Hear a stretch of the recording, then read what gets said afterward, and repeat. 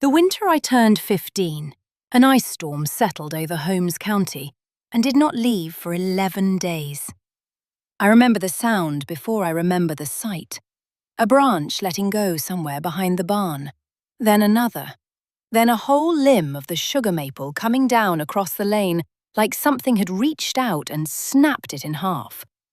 The whole yard smelled like wet bark and coming snow, that particular cold metal smell the air gets right before ice. Across the field, at the English place next to ours, every light went dark around 9 that evening and did not come back until the week of Thanksgiving. I know the hour because I was standing at our own pump behind the kitchen, the same iron hand pump my grandfather set into the cistern the year he built that house, working the handle in the dark, listening to the ice tick against the windows. And it did not occur to me until years later that anything unusual had happened to us at all. 11 days. Hold on to that number because before this is over, I am going to tell you exactly what it cost the family across that field, and it was not money. Stay with me to the end because I am going to hand you 5 things, none of them costing more than $50 combined, that ran our entire house without a single wire coming in from the road. Not survival gear, not a bunker list, just what was already sitting in most Amish kitchens in this county, and still is. I still find myself wondering, whenever I tell this story, how many of you have actually timed it, how long your own house would keep going if that wire simply stopped delivering one afternoon. Most people never find out until the night it happens, and by then, it is a little late to ask. But I'm getting ahead of myself. Let me tell you first what I saw in that English farmhouse the week the ice finally let go. Here is something I want you to actually do, not just nod along to. Tell me in the comments the last time your own power went out. How many hours? And the very first thing you reached for in the dark, the smell of a just blown-out match still hanging in the hallway while you patted around for your phone. I read every single one of these, and the answers still surprise me. And I will say the harder part out loud, since nobody else will. Most of you would not have made it 11 hours, let alone 11 days. And I do not mean that as an insult. It is just arithmetic. But arithmetic is exactly where the rest of this story starts. I am not asking you to take my word for any of this.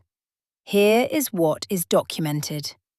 On the 14th of July this year, the federal government invoked an emergency wartime-era power just to keep a regional grid called PJM from buckling during a heat wave.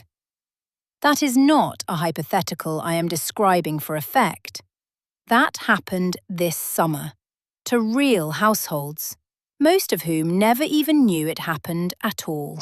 Up in New York, the people who actually run the grid have said blackouts in the city are possible as soon as next summer, on the thinnest safety margin they have had in years. The same wires that used to only need to keep your refrigerator humming are now also feeding data centers built to run artificial intelligence around the clock, plus a fast-growing fleet of cars charging overnight through the low hum you can hear from a garage at 2 in the morning. All riding on substations built when a very different generation of engineers signed the blueprints. There is no money in a utility company teaching you to need it less. So none of them do. You have felt the edge of this already, even if you never called it by name. The summer bill that jumps by hundreds of dollars for no reason you can point a finger at. The polite email asking you to raise your thermostat during peak hours, as though your comfort in your own kitchen were the actual problem. When was the last time you opened that bill the day it arrived instead of letting it sit on the counter a week because some part of you already knew you would not like the number? I will tell you exactly what changed my mind about all of this in a minute. But first, you should know, there was a woman in this county who never had this problem to begin with, and she never once used a word like emergency to describe her own house. And this is the part that surprised me most.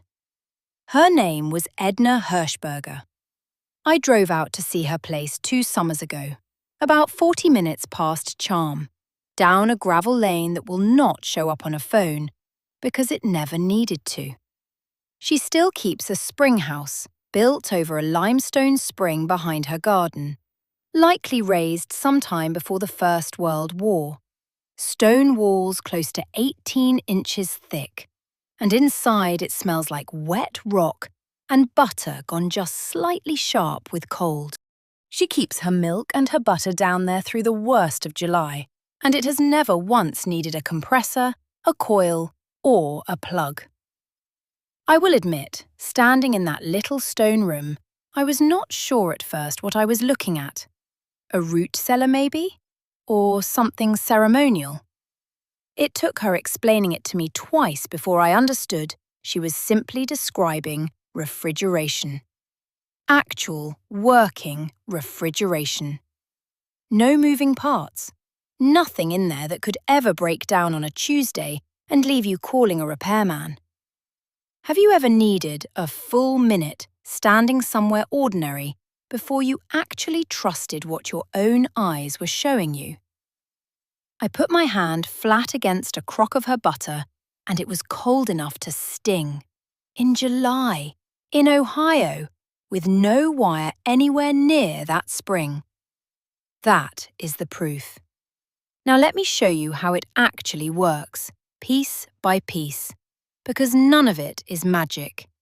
It is just physics somebody remembered before the rest of us agreed, collectively, to forget it. We did not call it a method. It was just how it was done. Light first. A kerosene lamp with a wick about 1.5 inches wide will burn 7 or 8 hours on roughly 8 ounces of fuel, and it throws just enough light to read a Bible by after supper. Not much more than that, which I have come to think might have been the entire point of it. This is where that pump behind our kitchen comes back into the story. It drew off a cistern that caught rain running down off the barn roof, filtered through a bed of sand and charcoal my father rebuilt every single spring without fail. And in 23 years living in that house, I never once knew it to run dry. Not even in the driest August anyone in the district could remember. Nobody can put a meter on rain falling onto a barn roof, and that has always been the actual problem for them, not for us. Heat came from a cast iron cookstove that also warmed half the house through a length of stovepipe. Chemists would call the whole process pyrolysis, the wood breaking down under heat into gas and char and ash. We just called it feeding the stove, and you fed it with dry, seasoned wood, or you smelled the difference within the hour, a sharp green bite in the smoke that meant tonight was going to be a cold one, regardless of what the stove was doing. My mother used to say, "A stove that is not fed does not complain. It just goes cold, and then you have no one to blame but yourself." I think about that line more often than I probably should, usually at moments that have nothing to do with wood or fire at all. Cooling, for the root vegetables and the jars, meant a cellar dug back into a hillside, where the ground itself holds close to 55 degrees no matter what the thermometer says above ground. And preserving the fifth piece meant a hot water bath and glass jars sealed tight enough that a lid popping shut with a small metallic snap was the single most satisfying sound in that entire kitchen. I did all 4 of these wrong myself before I understood what was wrong. I flooded a cistern filter with soapy water once and ruined nearly 40 gallons in an afternoon. I let a lamp wick sit too high and blacked the chimney glass so badly we could barely see the flame through it. I stacked green, unseasoned wood in that stove because I was in a hurry, and it smoked out the whole kitchen for the better part of a day. And I judged a root cellar door airtight when it was not, and lost half a bin of potatoes to a hard frost in a single January night. This knowledge did not disappear from most households because it stopped working. It got priced out, the same way a harder Saturday chore always loses to a switch on a wall, right up until the switch stops answering. The winter my father died, I was 19, and for the first time, every one of these systems was mine alone to keep running. The stove, the pump, the cellar door, every lamp in that house. I remember sitting on the cellar steps one December evening with an empty coal oil can in my hands, doing the math on exactly how many nights of light I actually had left, and being afraid in a way I had not let myself be, even at the funeral. I did not yet know whether I could keep that house running by myself. I found out that winter, one lamp at a time, and I have never told very many people how close I came to believing I could not. Would you have known what to do, in that same kitchen, at 19, with the fuel running low and no one left to ask?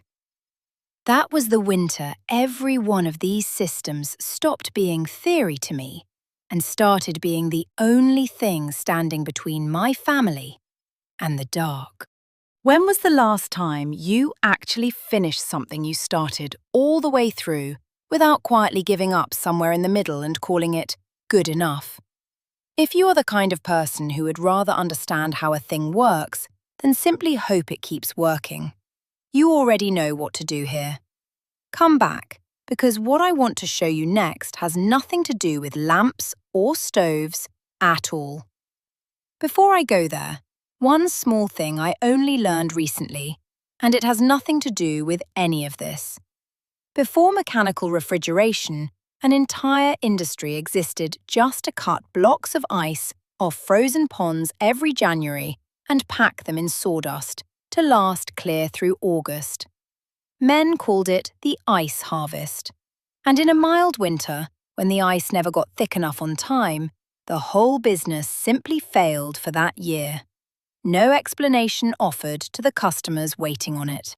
I only bring it up because it is a strange comfort to know that even the most modern systems of any given century have always rested on something as fragile as whether a pond froze thick enough in January.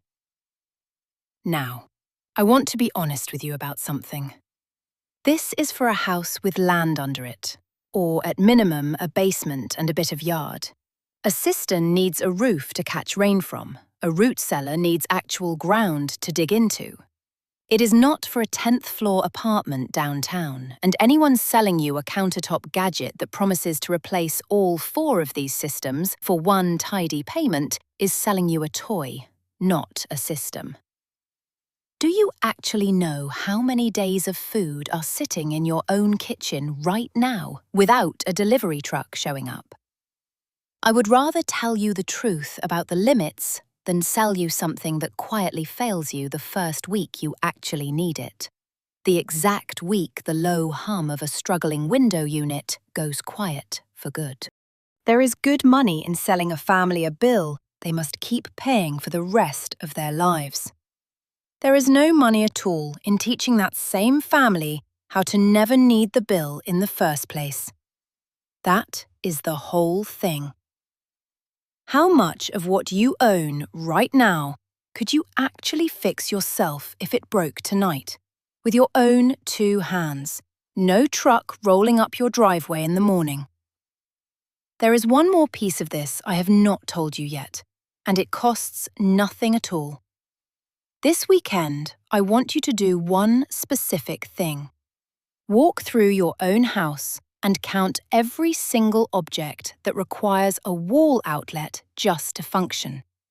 Not the ones that are merely convenient with power, the ones that flatly stop working without it. The charger cord going dead and heavy in your hand the second the wall stops feeding it. Come back and tell me that number. And type the word pump in the comments if you have ever worked one by hand yourself, even once, at a grandparent's place, anywhere at all. Because after that, I owe you the ending to two things I mentioned a long time ago and never finished. The Yoders lost a whole steer that winter, a little over 300 pounds of meat they had just had butchered that fall, gone soft and then gone bad in a chest freezer over 11 days, because there was no generator standing by and no root cellar built to hold meat, only a freezer plugged into a wall that had stopped listening. That is what 11 days without a wire actually costs a family, not inconvenience. A whole winter's meat and the work of raising it, gone quiet, in a box, in the basement. And the 5 things I promised you at the start: a kerosene lamp, a hand-dug cistern with a simple pump, a wood cookstove, a root cellar dug into a hillside, and a shelf of glass jars sealed by heat, add up, even bought new today, to less than $50 beyond what most households already own in some form.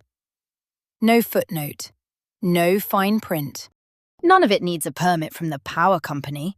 None of it can be shut off by a heat wave in a state you have never visited. I could not tell you the last time I personally paid anyone for a candle or a jar of preserves. I stopped counting years ago, and I do not plan to start again.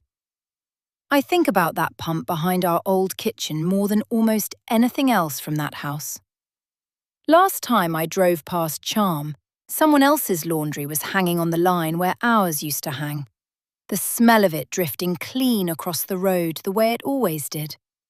But the pump was still standing there, its handle worn shiny in the exact spot my hand used to rest.